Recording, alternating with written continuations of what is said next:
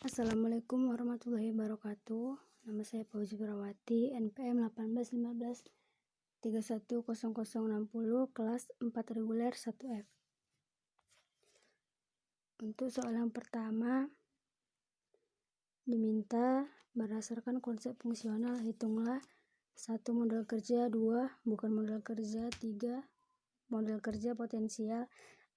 Yang keempat, hitunglah rentabilitas modal sendiri. Yang kelima, jelaskan dengan perhitungan apakah perusahaan memenuhi aturan struktur finansial konservatif yang A vertikal dan B horizontal.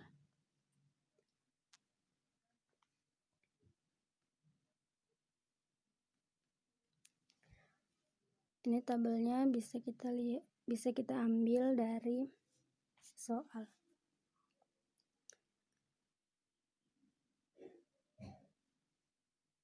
Terus langkah yang pertama yaitu perhitungan mencari laba. Yang pertama, penjualan itu HPP atau harga pokok penjualan, laba kotor atas penjualan. Penjualan itu dapat kita lihat di soal ini. Data tambahan penjualan itu 35.350.000 dan HPP-nya 15.050.000. Jadi jumlah laba kotor atas penjualan 35.350.000 dikurang 15.050, jadi hasilnya 20.300. Untuk yang biaya operasi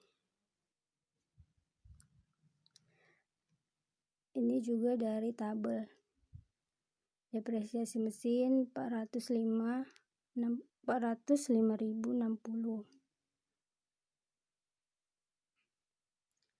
Depresiasi bangunannya 575.025.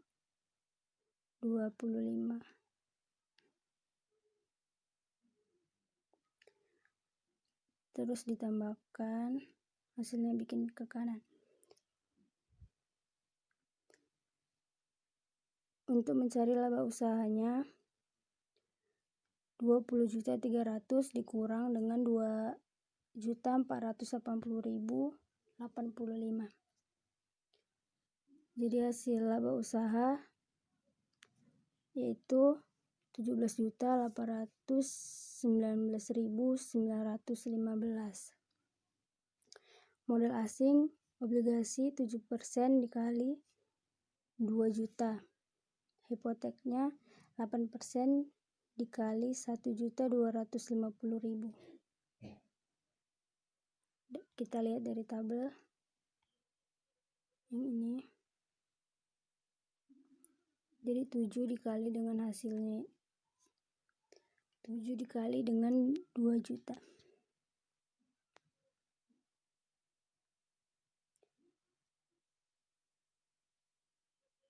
Jadi jumlah bunga modal asingnya yaitu 240.000.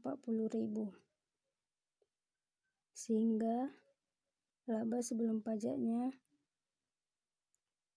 17.579.915. Untuk pajak persoalan 35% itu dari 17.579.915 dikali 35%, jadi hasilnya 6.152.970. Laba setelah pajak 11.426.945. Kemudian selanjutnya menghitung operasi profit margin. Laba usaha dibagi jumlah penjualan dikali 100%. Laba usahanya ini 17.819.915 dikali dengan jumlah penjualan, jadi hasilnya 50,40%. Selanjutnya menghitung 1 model kerja. Untuk yang pertama kas, yang kedua piutang dagang. Rumusnya 100% dikurang 50,40 dikali 700.000. Persediaan barang dagang diambil dari tabel yang ini 425.700. Kemudian depresiasi mesin, depresiasi bangunan, jumlah modal kerja. Kemudian jumlah modal kerjanya menjadi 2.804.985. Yang kedua bukan modal kerja, termasuk mesin, bangunan, tanah. Jumlah bukan modal kerjanya 14.320.765. Ini semua angkanya diambil dari tabel yang tadi. Langkah dari soal tadi ya. Yang ketiga, modal kerja potensial. Termasuk yaitu keuntungan 50,40% pada piutang dagang. Itu diambil dari ini 50,40%. Jadi hasilnya 504 dan efeknya 535.000. Jadi jumlah modal kerja potensialnya 1.039.000. Selanjutnya menghitung rentabilitas modal sendiri, laba sesudah pajak dibagi modal sendiri dikali 100%. Laba sesudah pajak dari sini. Ini laba sesudah pajak 17.579.915.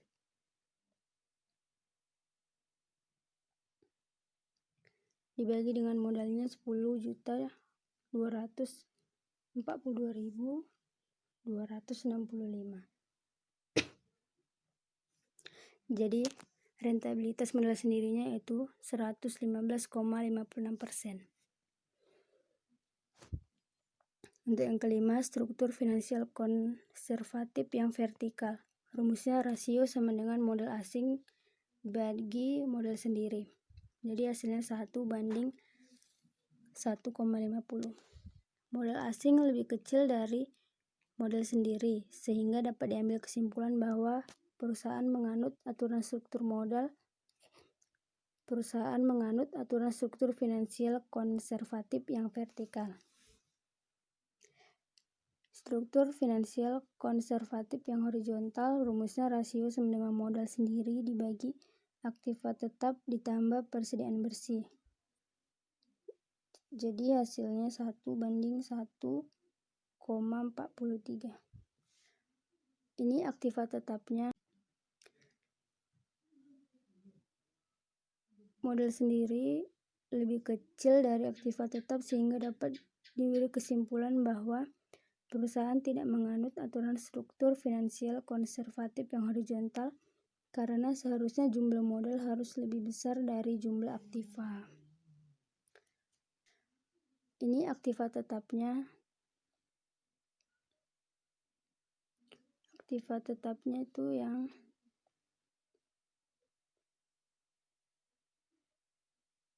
ini.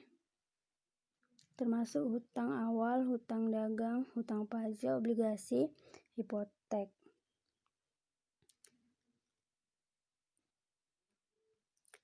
Dan untuk modal sendirinya itu yang ini ya. Yang di vertikal modal sendirinya itu yang modal saham, cadangan ekspansi, laba ditahan itu ditambah. Nomor 3, diminta menghitung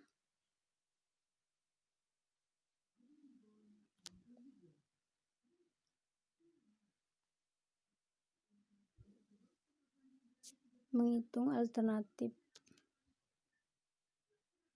Yang kedua, berikan alasan mengapa alternatif tersebut dipilih. Yang ketiga, tentukan break-even financial leverage. Langkah yang pertama, alternatif satunya hutangnya 0%. Itu yang pertama, mengeluarkan saham biasa 100% dengan nilai nominal 14.500 per lembar saham. Jadi hutangnya 0 karena untuk alternatif 1 dia tidak memiliki hutang. Sahamnya 100% dipenuhi 145.000 lembar saham dengan harga 14.500 per lembar. Obligasinya 19%, jadi jumlahnya 0 karena hutangnya 0. Untuk alternatif 2, hutangnya juga 0. Jadi hutangnya 0, sahamnya 50, saham preferennya tadi 50%, dividen 18%. Dipenuhi 18 lembar saham dengan harga 14.500 per lembar. Obligasinya 19%. Jadi hasil alternatif 2 yaitu 0 karena hutangnya 0. Untuk alternatif 3, hutangnya 50%, sahamnya 50%. Dipenuhi 50.000 lembar saham dengan harga 14.500. 19% obligasi. Jadi alternatif 3 yaitu hasilnya 725 juta. Tahap selanjutnya menghitung EBIT interest 19%, EBT tax rate 30% dan net income. Untuk yang 160.000 diambil dari ini. Dengan memperoleh usaha tersebut, PT Mahar Melati Semuanya Indah diharapkan memperoleh laba usaha sebesar 160 juta. Tax rate-nya ini tingkat pajak 30%. Tinggal dikurangkan aja. Terus mencari tax rate-nya 30%. Itu 160 dikali 30%. Hasilnya 48. Alternatif 3, 137 juta 750.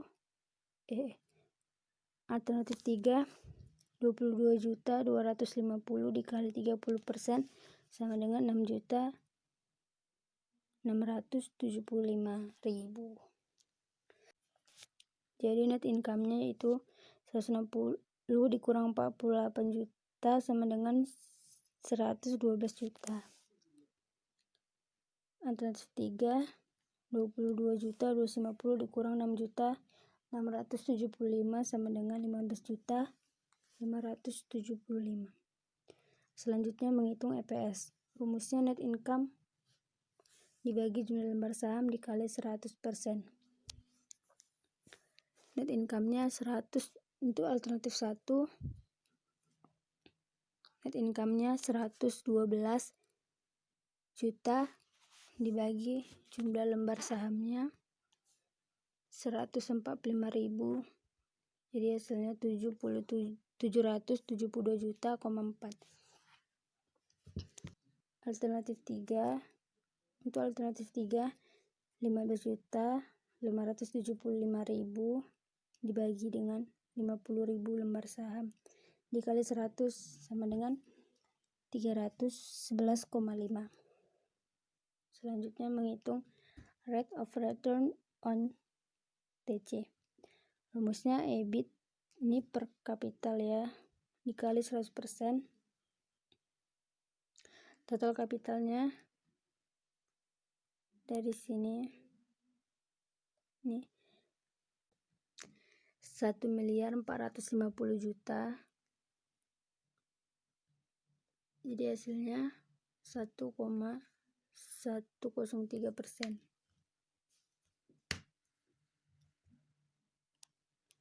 Yang B, on EC. Rumusnya net income per equity capital dikali 100%. Jadi ini 100%-nya di sebelah kanan net income ini. Hasilnya 0,077, alternatif 2 0,77, dan alternatif 3-nya 0,10%.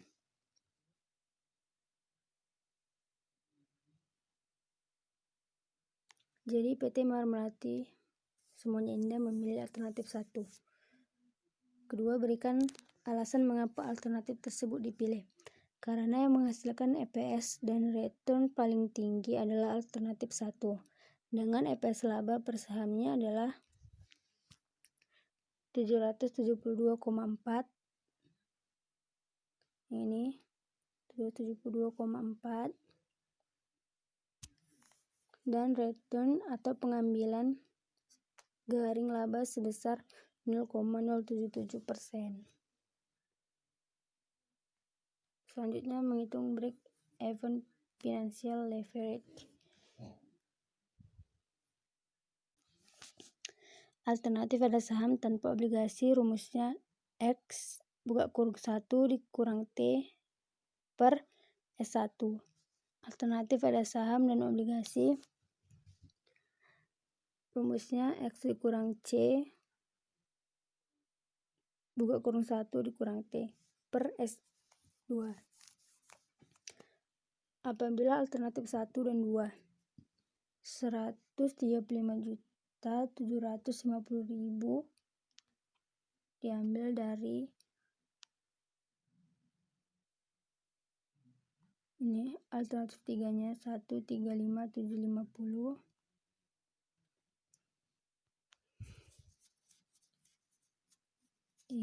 sehingga alternatif 2 dan 3-nya yaitu 76.359.375.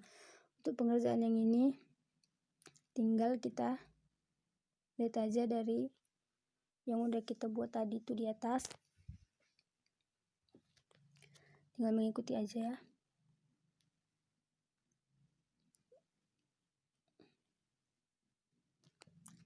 Apabila alternatif 1 dan 3 tadi alternatif yang tadi alternatif 1-nya udah, tinggal dipindahkan aja.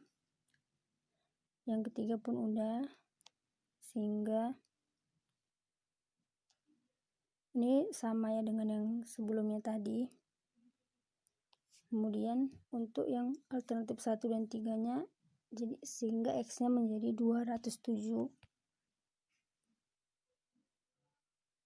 Sehingga hasil dari alternatif 2 dan 3 yaitu X sama dengan 207.197.363.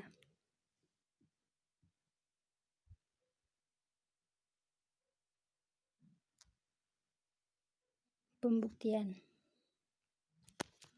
Alternatif 1 EBIT-nya 88.900 itu diambil dari yang ini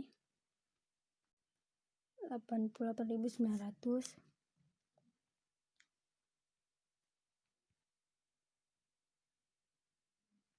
Alternatif 2-nya 76.359.375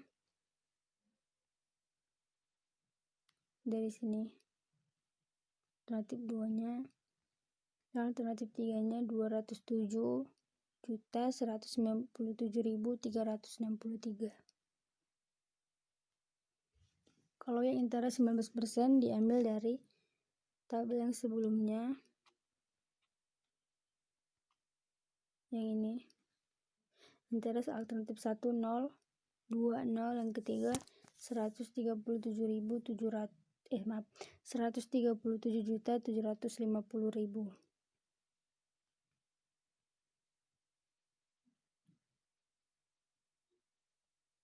Sehingga EBT-nya menjadi untuk yang pertama 88.900, yang kedua 76.359.375, untuk yang ketiga 207.197,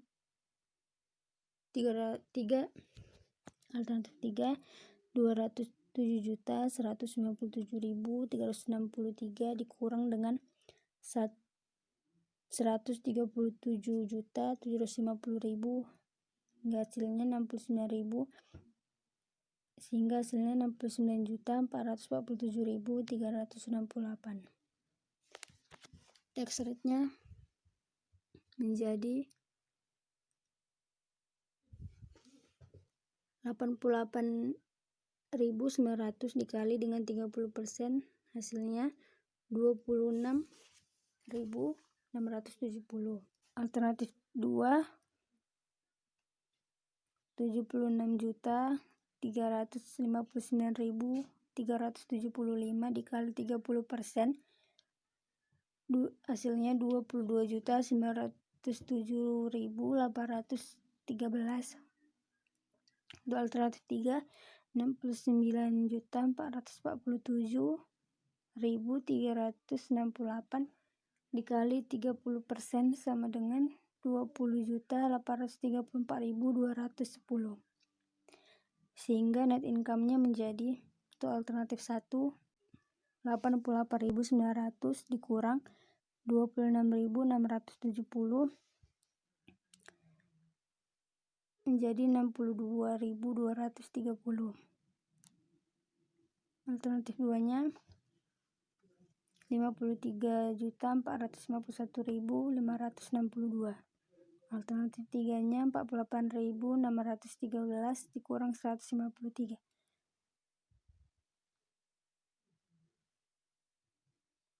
Untuk rumus yang ini tadi,